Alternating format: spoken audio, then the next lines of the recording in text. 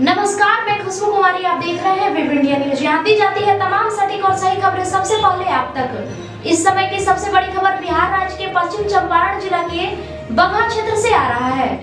Welcome back, मैं rice और आप देख रहे हैं वेब इंडिया न्यूज। अभी मैं बिहार के पश्चिमी चंपारण जिला के बगहा क्षेत्र में उपस्थित हैं और जो हमारे पास विराजमान है सर महोदय, ये अपने परिचय के लिए मोहताज नहीं है। ये अपने क्षेत्र में कार्य और सामाजिक गतिविधियां से हमेशा सुर्खियों में बने रहते हैं। फिलहाल इनका तो अभी कोई संवैधानिक पद पर कोई पद नहीं है, लेकिन फिर भी जनसंपर्क में ये हमेशा लगे रहते हैं। चलिए मैं बात कर रहा हूँ जय सिंह सर की, जो बगहा क्षेत्र से कांग्रेस के भूतपूर्व विधायक प्रत्याशी रह चुके हैं। फिलहाल अभी जानने की पूरी प्रयास करेंगे बगहा क्षेत्र के बारे में, जो हमेशा सुर्खियों में बना रहता है। और इस साल महावीर झंडा लोग मनाए काफ़ी, यहाँ पर थोड़ी सी तो चूक हो पाई, लेकिन कोई बड़े यहाँ पर इंसिडेंट नहीं घट पाई है। शुक्रिया है इनका और इनके जो भी जनसंपर्क के लोग हैं या रहते हैं, इनका इसमें बहुत बड़ा योगदान रहा। सर स्वागत है आपका सर हमारा वेब इंडिया न्यूज चैनल में। सर आप अपने प्रीशियस समय निकाल कर हमें दिए। सर सवाल है कि जो आपके बगहा क्षेत्र में कि इस तरह की ये पहली बार घटनाएं नहीं है, हर साल कुछ न कुछ इस तरह की, चाहे वह हो मुहर्रम या महावीरी झंडा का जो भी फेस्टिवल होता है, इसमें घटनाएं थोड़ी बहुत घट जाती है, लेकिन ये इस साल का जो घटना है राष्ट्रीय रूप ले लिया। क्या कहना चाहेंगे आप इस पर सर? आप इसके लिए क्या क्या प्रयास कर रहे हैं आप अपने क्षेत्र में शांति स्थापना के लिए? देखिए, सबसे पहले तो अभी आपने एक बात बोली कि बगहा में लगातार इस तरह की घटना होती है, लेकिन ऐसी बात नहीं है। मुझे लगता है कई सालों बाद इस तरह का घटना सामने आया है, और घटना क्यों हुआ, इसका क्या कारण था, इसके पीछे किस तरह की बातें थी, ये समझना ज़रूरी है। जिस तरह से महावीर झंडा में जो बातें हुई, जो अफवाहें फैली, ठीक है, उस अफवाह फैलाने में कोई भी व्यक्ति हो, चाहे वो हिंदू हो या चाहे वो मुस्लिम हो, जो भी लोग उसमें हैं, वो अफवाह के वजह से एक इतना बड़ा मामला हुआ और बगहा का नाम धूमिल हुआ। आप देखिएगा जिस तरह से लोगों को दिखाया गया, बहुत सारे चैनल ने दिखाया कि 3 लोग 4 लोग मर गए, हत्याएं हो गई। एक भी व्यक्ति का कोई घटना यहाँ के प्रशासन के द्वारा और यहाँ के जो पदाधिकारी हैं, जो कार्यकर्ता लोग हैं, जो सामाजिक लोग हैं, उनके प्रयास से वो घटना नहीं हुआ।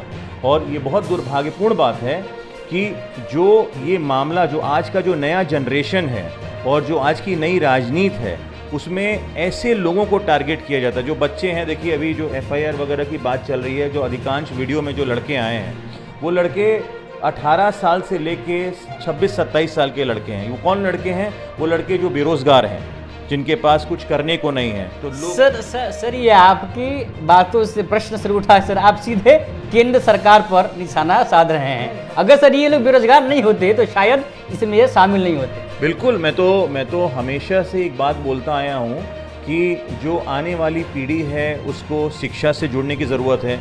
उनके पेरेंट्स से हमने रिक्वेस्ट किया, जब ये पूरी घटना हुई उसके पहले भी मैं ये बात कर रहा था कि भाई जो भी पेरेंट्स हैं वो भी इस बात को रिस्पॉन्सिबिलिटी लें कि अगर उनका बच्चा बाहर जा रहा है, क्योंकि जो भी लड़के थे, चाहे वो हिंदू कम्युनिटी से हों या मुस्लिम कम्युनिटी से हों, जो हुड़दंग करने वाले लड़के हैं, हुड़दंग कैसे होता है? आप गए, आप मंदिर के पास खड़े हुए कोई बात कह दी, आप मस्जिद के पास खड़े हुए या कोई हिंदू को बोल दिया, मुस्लिम को बोल दिया, कौन बोलता है? वही लड़के लोग जो नौजवान होते हैं, जिनको नहीं मालूम कि उनके छोटे से वार्ता से एक बहुत बड़ा मामला होता है। तो ये जो पूरी घटना हुई है, ये घटना कुछ भी नहीं थी, लेकिन उसको इतना बड़ा रूप दे दिया गया। और मैं धन्यवाद देना चाहूँगा कि अपने प्रशासन को, खासकर हमारे DIG साहब, जो खुद आकर, DIG साहब, SP साहब, जो खुद आकर DIG साहब ने यहाँ कमान संभाला और उन्होंने ये विश्वास दिलाया। मेरी खुद भी बात हुई DIG साहब से, उन्होंने मुझे विश्वास दिलाया कि जय जी आप बिल्कुल निश्चिंत रहिए, अब इसके बाद से एक भी मामला नहीं होने जा रहा है। एक एक जगह पर हमारी नज़र है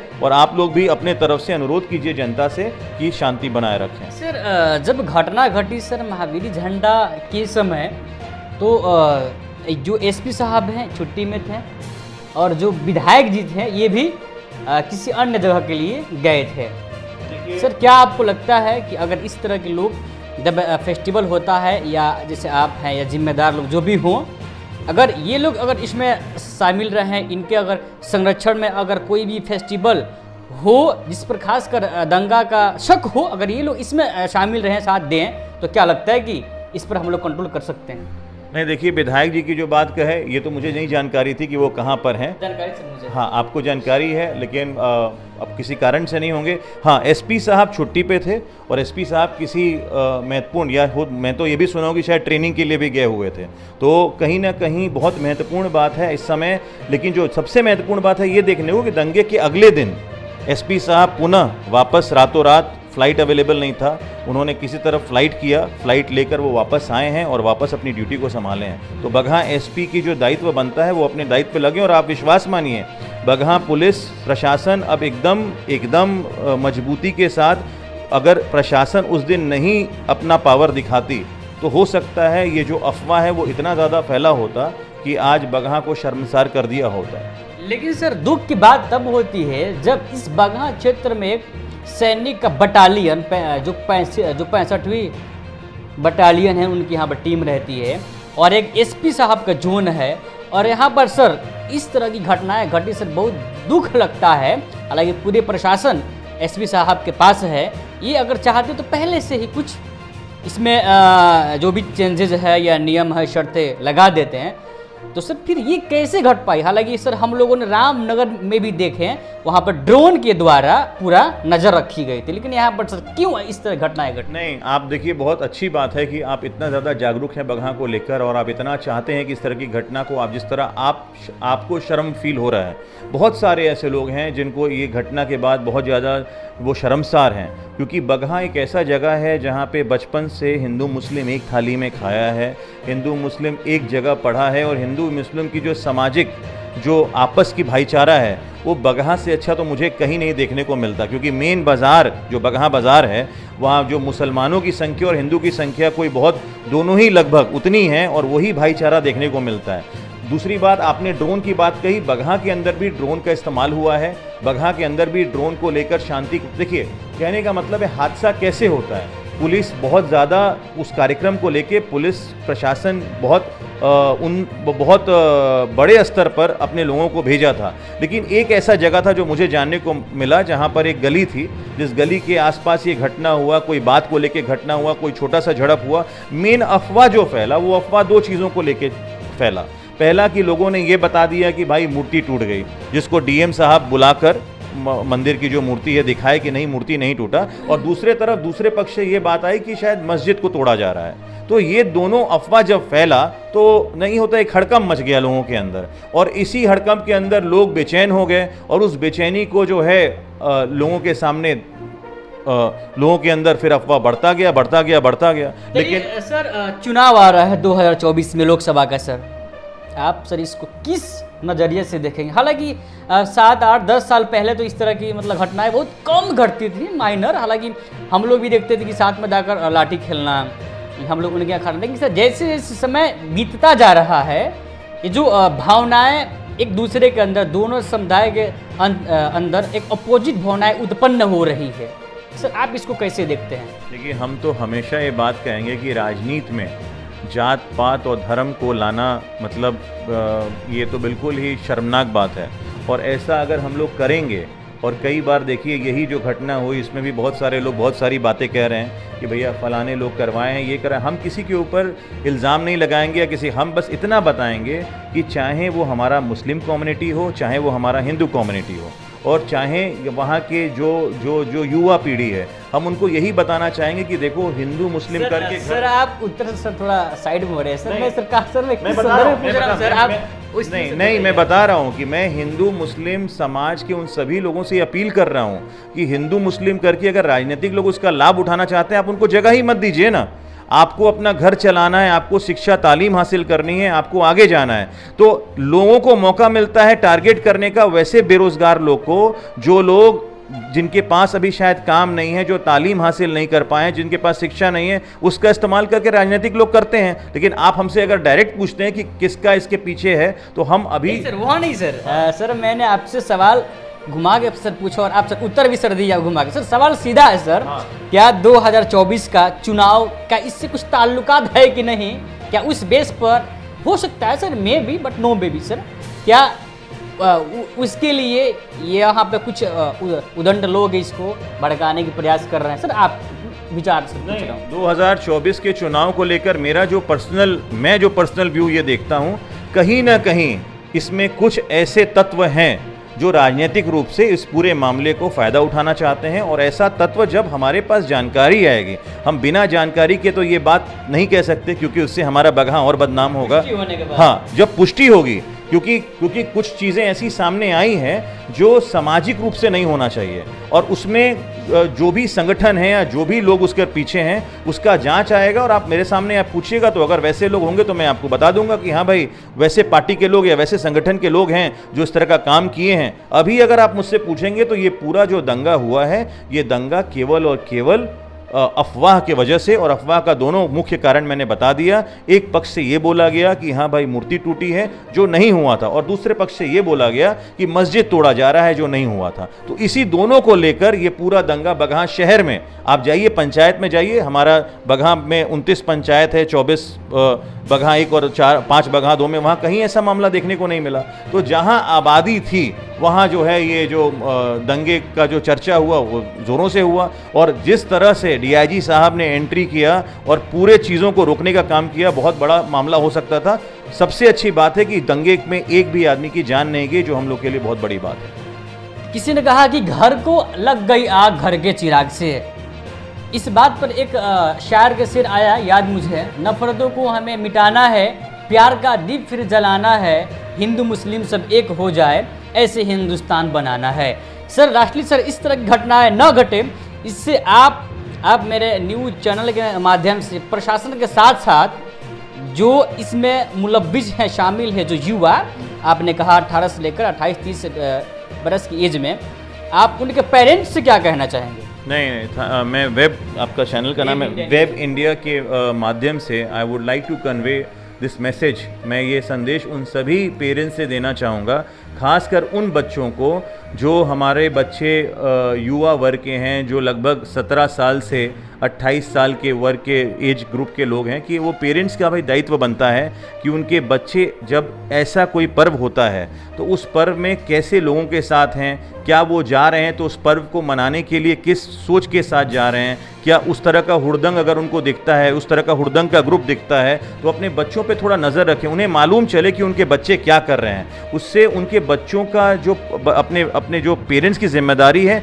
वो जिम्मेदारी भी रहेगी, और कहीं ना कहीं बच्चों को सही दिशा भी मिलेगा। और उन सभी पेरेंट्स से मेरा अनुरोध है कि आप लोग अपने बच्चों को शिक्षा से जोड़िए, तालीम से जोड़िए, और जो भी अपॉर्चुनिटीज़ आती है, मान लीजिए गवर्नमेंट की तरफ से आजकल बहुत सारा ओपनिंग्स आ रहा है जॉब का, उसमें देखें सेंट्रल गवर्नमेंट, स्टेट गवर्नमेंट, जहाँ जहाँ मौका मिल रहा है उनको बोलें अखबार पढ़ने को, उनको बोलें जो ऐसे जो आपके साइट्स हैं जहाँ पर जॉब अपॉर्चुनिटीज़ मिलता है, वहाँ पर जाकर वो देखें। आजकल बिहार सरकार के माध्यम से लघु उद्योग का सिस्टम आ रहा है, वो लोग जानकारी के अभाव में लोग अपने उस मिशन तक नहीं पहुंच पा रहा और लोग डाइवर्ट हो जा रहा है। तो पेरेंट्स की सबसे बड़ी दायित्व है कि थोड़ा समय अपने बच्चों के साथ, उन युवा बच्चों के साथ दें और उनको सही राह बताएं। मैं भी इस बगहा के प्रशासन, चाहे हमारे एसपी साहब हो, आईजी साहब हो, डीआईजी साहब के साथ साथ मैं इनसे रिक्वेस्ट करने की पूरी प्रयास करूंगा और कर भी रहा हूं कि जो भी इस इंसिडेंट में शामिल है लोग, छोटे बड़े तत्व जो भी, चाहे किसी समुदाय, वर्ग, धर्म के हैं, जो लोग बगहा का नाम बदनाम करने में लगे हैं और बदनाम कर भी चुके हैं, इनको कड़ी से कड़ी कानूनी कार्रवाई की जाए और दोबारा इस तरह की भावनाएं इस बगहा क्षेत्र में उत्पन्न न हो। सर सवाल सर आपसे ये सर, एक संदेश और मैं देना चाहूँगा, जो लोग दोषी हैं उन पे कड़ी से कड़ी सज़ा होनी चाहिए, ताकि आने वाले समय में बगहा को वापस से धूमिल नहीं किया जा सके। और जो निर्दोष लोग हैं, क्योंकि उनका भी नाम इसमें सम्मिलित है, हम खुद डीआईजी साहब से बात कर रहे हैं, हम एसपी साहब से बात कर रहे हैं, और हम ये प्रयास कर रहे हैं कि वैसे लोगों की पूर्ण रूप से जांच हो। कई ऐसे अगर लोग हों जो उस समय नहीं वहाँ पर उस दंगे के हिस्से में, या वो जो वीडियो जांच हो रही है उसमें ना हो, उनका भी नाम हटाया जा सके। सर एक सर ये सवाल है, मैं देखा सर सोशल वर्क के लिए सर आप जितना एक्टिव है सर, मैं ये ओपनली कह रहा हूँ कि अभी कोई भी व्यक्ति एक्टिव नहीं है सर। क्या आपके अंदर, हालांकि आप ना विधायक हैं पद पर, ना किसी पद पर सर, फिर भी सर आप इसमें एक्टिव क्यों हैं? आपके पास लोगों का आ रहा है रिक्वेस्ट जो गलती से जिनका नाम तो केस वगैरह में या चल गया सर, क्या वजह है सर आप? नहीं देखिए, सबसे बड़ी बात है कि हम लोग यंग हैं और हम लोग शिक्षित हैं। सिंधिया स्कूल सिम्बोइसिस से पढ़ने के बाद हमने अपनी नौकरी छोड़कर हम श्री कैलाश जी के साथ काम किए। कैलाश सत्यार्थी जो बच्चों को बचाने का काम करते थे चाइल्ड लेबर से, तो मेरे मन में शुरू से समाज सेवा का है। तो देखिए, विधायक सांसद बनना अपनी जगह पर है। हम लोग चुनाव हारने के बाद से कोई ऐसा दिन नहीं है जो मैं जनता के बीच में नहीं जाता हूं। और आप जब जनता से जुड़े रहिएगा तो मूल रूप से ये बात है कि when you are connected to people, people will come to you. वो आपके पास आएंगे ही आएंगे, नहीं आने का सवाल नहीं है। और जब वो देखेंगे कि भाई मेरा काम हो रहा है तो बस मन लगता है, जो इस काम में है उस काम में मन लगता है। समाज सेवी बनना, बहुत लोग कहते हैं हम समाज सेवी हैं, लेकिन वाकई समाज सेवी बनना बहुत बड़ा चैलेंज है। और उस चैलेंज को आप तो आए हुए हैं, देखें हम वहाँ, अभी आप लोग बुलाए थे, हम वहाँ फंसे हुए थे, हम यहाँ पर आए, देखिए कितने लोग। खासकर से दोनों समुदायों को हैंडल करना पड़ता है। ये बोलेंगे उस पक्ष है और ये बोलेंगे ये पक्ष है। हम तो एक ही बात कहेंगे, जब आप एजुकेटेड हैं तो जात पात तो धर्म तो देखना ही नहीं चाहिए। नहीं, हम तो मेरे साथ मेरे जो मुस्लिम फ्रेंड, मैं तो बताता हूँ, मेरे बहुत मुस्लिम फ्रेंड्स भी हैं, मैं खुद हिंदू हूँ, मेरे हिंदू फ्रेंड्स भी हैं। तो हम लोगों ने तो कभी ये डिफरेंसेस किया ही नहीं हिंदू मुस्लिम का। एजुकेशन का power in a country like India, we all have all rights. नहीं, हिंदू को, मुस्लिम को, सिख को, ईसाई को, सब लोग रह रहे हैं, खुशहाल रह रहे हैं। कुछ चंद लोगों के वजह से माहौल ख़राब होता है। आप देखिए, जो माहौल ख़राब हुआ, आपको क्या लगता है उससे हिंदू मुस्लिम ही? आप जो भी अच्छे लोग हैं, जो भी व्यावसायिक लोग हैं बगहा के, ठीक है, उन लोगों को लाखों करोड़ों का नुकसान हुआ। किसका घर चल रहा है बताइए? हर कोई व्यक्ति इस दंगे से परेशान है, चाहे वो मुस्लिम हो। एक हिंदू व्यवसायी हमको फ़ोन करके बोलता है हमारे यहाँ 4 मुस्लिम लेबर्स काम करते हैं, हम लोग को बुरा लग रहा है, हम लोग कैसे नज़रें मिलाएं उनसे? किसी और के कारण एक समाज के अंदर एक ऐसा भेद आ जाना, ये शर्मनाक बात है। इसलिए हम कह रहे हैं कि जो भी लोग इसमें इन्वॉल्व हैं उनके ऊपर कड़ी से कड़ी कार्रवाई हो, और जो लोग बिना वजह से निर्दोष होकर उनका अगर नाम आया है, उन लोगों को इससे अलग किया जाए, ताकि एक संदेश वापस से बगहा में जाए कि ये जगह हिंदू मुस्लिम सिख ईसाई सब लोग यहाँ, जो मिलनसार जो हमेशा भावना रहती है बगहा के अंदर, वो बगहा के अंदर भावना बरकरार रहे। चलिए सर, अगर इस राष्ट्र में सर पार्टी की बात करें, कांग्रेस, भारतीय जनता पार्टी, जो सर बड़ी बड़ी पार्टी है सर राष्ट्र स्तर पर, आप ही के सर जो आपके क्षेत्र के विधायक जी, विपक्षी दल 15 अगस्त को अपने क्षेत्र में किसी कोई हरजन है जगह, वहाँ पर वो उल्टा झंडोत्तोलन का कार्यक्रम किए, झंडा फहरा रहे हैं। और इन्हीं की पार्टी बहुत पूरे भारत में देशभक्ति का सबूत देती है, और लेती भी है कि आप राष्ट्र भक्त, आप राष्ट्र के व्यक्ति है और राष्ट्रवादी, आप इसका सबूत दीजिए। इस पर आपकी पर्सनल क्या राय है? नहीं देखिए, किसी पार्टी का ये तय करना कि मैं राष्ट्रवादी हूँ कि नहीं, अब मैं I am a citizen of India, हाँ, और मैं देशभक्त हूँ, ये मुझे बीजेपी या किसी पार्टी से जाके पूछने की ज़रूरत नहीं है। रही बात हमारे विधायक जी की, तो हमने भी वो वीडियो देखा है। कभी कभी होता है कि आप जाते हैं और जो वहाँ का मैनेजमेंट है वो ऐसा सिस्टम कर देता है कि उन्होंने झंडा फहराया, और मैं भी देखा कि झंडा जो है वो शायद जिस तिरंगा को जिस लहजे में रहना चाहिए था, जिस तरीके से रहना चाहिए था, वो नहीं था। लेकिन हो जाता है, उनसे गलती हुई है। मुझे लगता है उन्होंने माफ़ी भी मांगा है वहाँ, जहाँ तक मुझे लगता है, 1-2 लोग बता रहे थे। हाँ, लेकिन एक चीज़ है, वापस से तिरंगा को जो उन्होंने सलामी दिया, वो बात थोड़ी सी अटपटा लगी मुझे। मैं तो कहूँगा विधायक जी को कि ऐसी चीज़ों पे पहले से ध्यान देने की ज़रूरत है। जो भी उनके मैनेजमेंट के लोग हैं, एक दलित बस्ती में गए, वहाँ पर उनका जो भी मैनेजमेंट जो किया, जो लोग उनके कार्यकर्ता लोग, मुझे लगता है उनकी भी जिम्मेवारी बनती है कि वहाँ इस तरह का कार्यक्रम जब हो तो वो देखें कि ये 52 सेकंड का राष्ट्रगान, यही जो है पार्टी है। जब डिबेट में जब इनके प्रवक्ता आते हैं तो विपक्षी दल के चाहे जो भी वो व्यक्ति हो, चाहे प्रवक्ता हो, पूछते हैं राष्ट्रगान सुनाइए या राष्ट्रगीत सुनाइए। लेकिन सर इन्हीं के जो झंडोत्तोलन हुआ था, जो हमारा राम सिंह जी है, जो वो बगहा के विधायक जी, 52 सेकेंड का जनगण मन अधिनायक जी जो है, ये इन्होंने 47 सेकेंड में किया ख़त्म। क्या कहना चाहेंगे सर? आप तो बिल्कुल पूरे कार्यक्रम का जो है एकदम 1 to 1 मुझसे क्वेश्चन पूछ रहे हैं। ये सब देखिए, मेरा बस इतना कहना है कि विधायक जी को कभी भी इस तरह का कार्यक्रम करें। देखिए, ये देश की सम्मान की बात है। अगर आप तिरंगा फहराते हैं और तिरंगा के लिए आप जिम्मेवारी नहीं लेते हैं तो आप कई जगह देखिएगा इस मामले पे केसेस हो गए हैं, FIRs हो गए हैं। तो मैं इतना ही बोलूँगा अपने माननीय विधायक जी को कि झंडा तोलन में जो भी त्रुटियाँ हुई हैं उसको अगले बार से वो ध्यान दें, क्योंकि इस तरह की बातें नहीं होनी चाहिए। आज वही गलती को लेकर उनकी हर जगह आलोचना हो रही है, खासकर क्योंकि तिरंगा अगर गलत फहर भी गया अगर उसको तो उसके बाद भी जिस तरह से सलामी दी गई उस पूरे वीडियो में वो गलत था। ऐसा नहीं होना चाहिए। एक इंडियन होने के नाते एक अपने देश के प्रति जो देशभक्ति है, अपने तिरंगा के प्रति जो सम्मान है उसको ध्यान में रखते हुए ऐसी चीज़ें नहीं होनी चाहिए। और खासकर एक प्रतिनिधि अगर ऐसा करता है तो ये थोड़ा सा शर्मनाक बात है। बगहा का विकास जिस गति से होनी चाहिए हो नहीं पाया, इसके जिम्मेदार बगहा की जनता या बगहा के प्रतिनिधि? बगहा का विकास नहीं होना चाहिए, इसका जिम्मेवार जनता या प्रतिनिधि, ये सवाल पूछना, मैं तो एक ही शब्द में एक ही बात बोलूँगा कि बगहा आज 38 जिला में सबसे पीछे है। आज हम उस बगहा में रहते हैं जिस बगहा में पटना जाने के लिए एक भी सवारी गाड़ी नहीं है। आज एक गरीब, एक ज़रूरतमंद आदमी को, स्टूडेंट को पटना जाना होता है तो उसको 800-900 रुपये खर्च करके बस से जाना। सर आप सवाल सर घुमा रहे हैं। सर मैंने पूछा जिम्मेदार कौन, जनता या प्रतिनिधि? सर समस्या क्या है? ये नहीं जिम्मेदार तो देखिए, जिम्मेदार तो उसी व्यक्ति को कहा जाएगा। जनता चुनती है, जिसको चुनती है उसका काम है कि काम करिए। आज कहीं ना कहीं वो काम नहीं हो रहा, तभी तो बगहा पीछे है। आज ट्रेन क्यों नहीं चल रहा पटना से? किसको आवाज़ उठाना है? यहाँ के माननीय लोगों को उठाना है। दुर्भाग्यपूर्ण बात है, सांसद भी आपके राज्यसभा यहाँ के हैं, आपके बगहा के विधायक भी हैं, यहाँ दर्जनों मीटिंग ये लोग करता है। तो मीटिंग में तो ये बात ओपन करना चाहिए जब कोई काम होता है। अब देखिए बगहा ढाला, रेलवे ढाला 4 साल से नहीं बन रहा था। नितिन गडकरी जी, इतने माननीय जो इनके पथ निर्माण मंत्री हैं, उन्होंने शिलान्यास कर दिया। हम वहाँ 2 दिन बैठे, हमारी पार्टी के कार्यकर्ता लोग 2 दिन बैठे, खाना पीना नहीं किए, पानी तक नहीं पिए। और उसके बाद जब काम हो गया तो ये लोग बोले कि हाँ भाई काम तो होने वाला था। तो ये जो सोच है, ये सब सोच बदलना होगा। अगर आप बगहा में हैं, बगहा की जनता ने आपको मैंडेटरी दिया है तो काम कीजिए। केवल बातों से, जुमलेबाजी से बगहा के लोग नहीं मानेंगे। और आने वाली पीढ़ी को, आने वाले युवाओं को, आने वाले जो भविष्य है उनको अगर बेहतर बगहा मिलेगा तो अच्छे सोच, कर्मठ लोग और जो लड़ने वाले लोग हैं वैसे लोगों की ज़रूरत है बगहा के। सर आपकी ओर से बगहा की बड़ी बड़ी समस्याएं आप काउंट करवा दी हैं, लेकिन आपकी विपक्षी पार्टी है जो सत्ताधीश हैं, इनका कहना है कि अमृतकाल चल रहा है।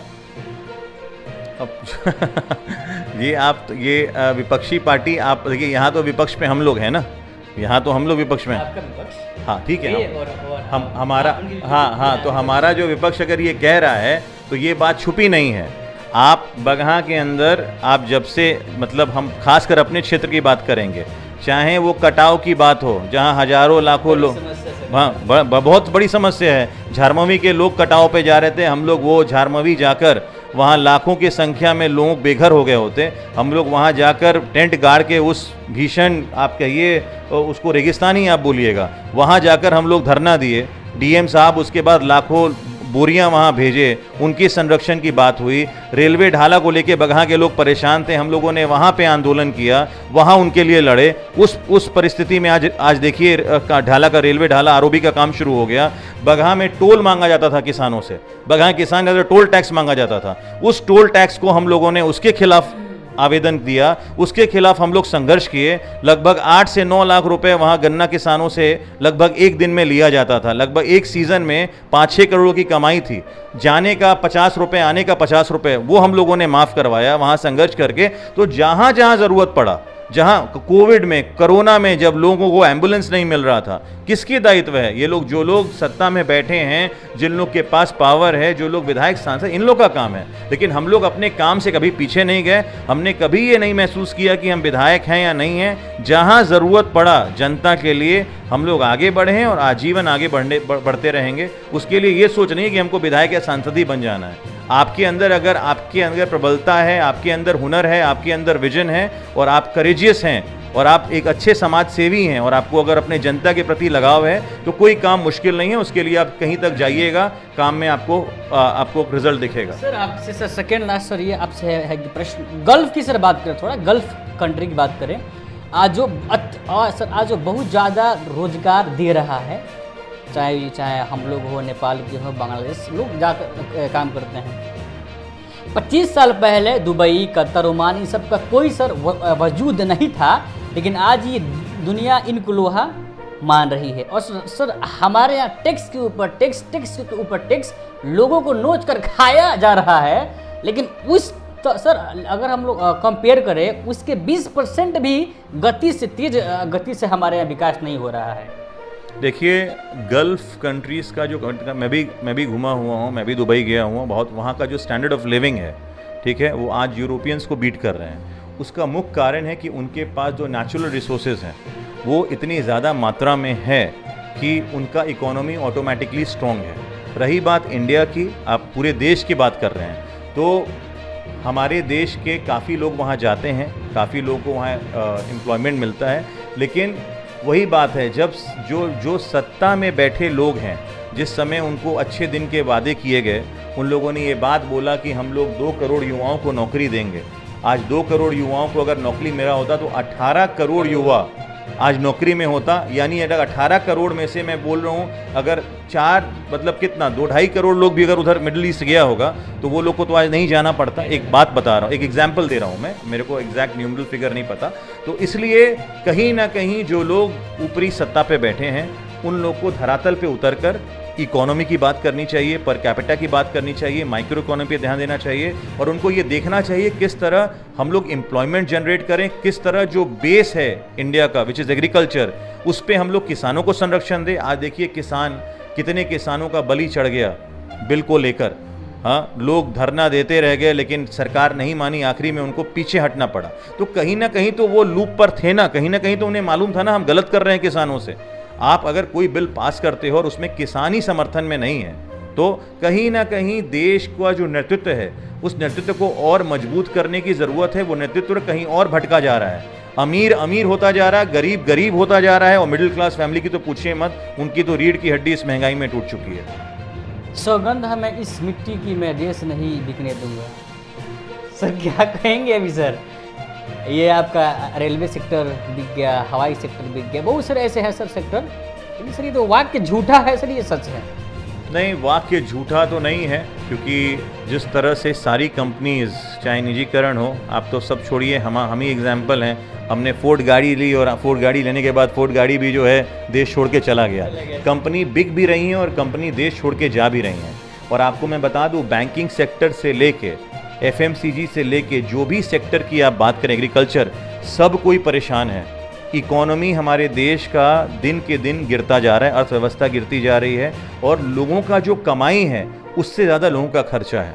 तो लोग आज के समय अपने दिन में जो रोटी कमाने में इतना ज़्यादा जूझ रहे हैं कि उनको पता ही नहीं चल रहा देश के साथ क्या हो रहा है।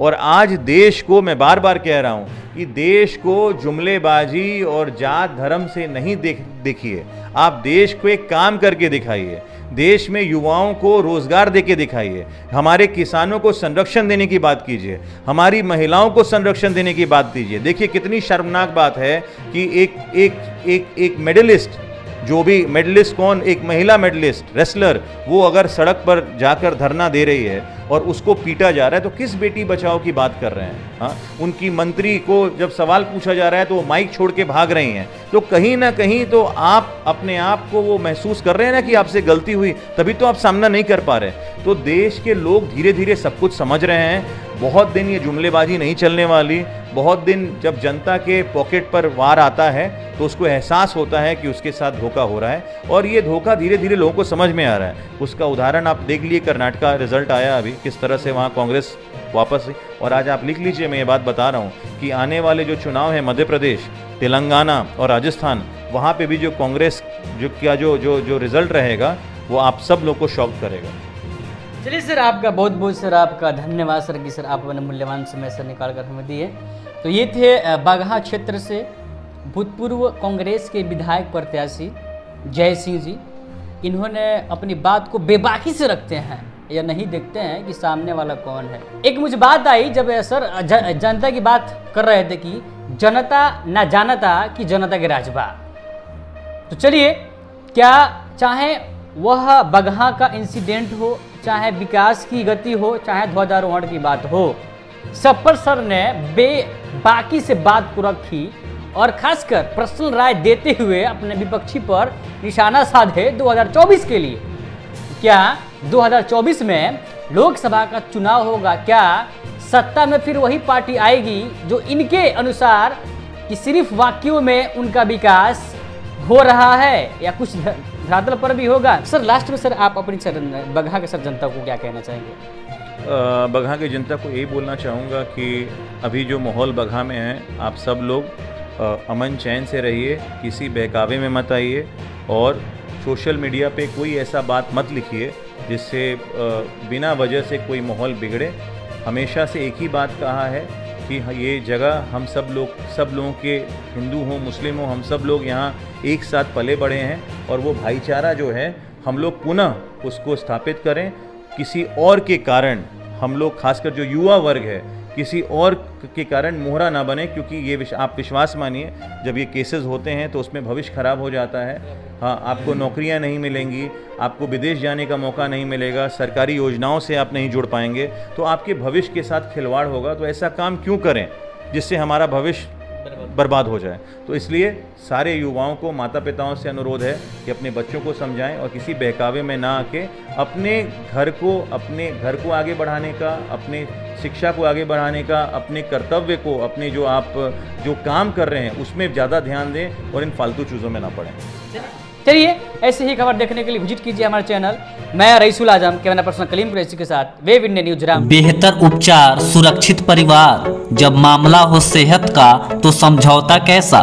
जी हाँ, आपको सभी बीमारियों से निजात दिलाने के लिए खुल गया आपके शहर रामनगर में गुड हेल्थ क्लिनिक, जहां आपको आपके स्वास्थ्य के लिए मिलेगा 24 घंटे उपचार की सुविधा, जहां कम खर्च में डॉक्टर आई आलम के द्वारा मिलेगा बेहतर इलाज, जहां जोड़ दर्द, साइटिका, चोट, सूजन एवं टूटा फूटा प्लास्टर एवं ऑपरेशन की सुविधा, बुखार, खांसी, सर्दी, निमोनिया, दम फूलना, जलन होना, पेट, छाती, गुर्दा, लीवर, किडनी, प्रोस्टेट, पेशाब की थैली का उत्तम इलाज, महिलाओं के बच्चेदानी, मासिक गड़बड़ी, सफ़ेद पानी एवं ब्लड गिरना, लिकोरिया, गांठ हो जाना, बांझपन एवं पथरी के मरीज का 100% सफल इलाज। गुड हेल्थ क्लिनिक का पूरा पता है रामनगर नगर परिषद क्षेत्र के Narayanapur ward number 10 SN public school के समीप।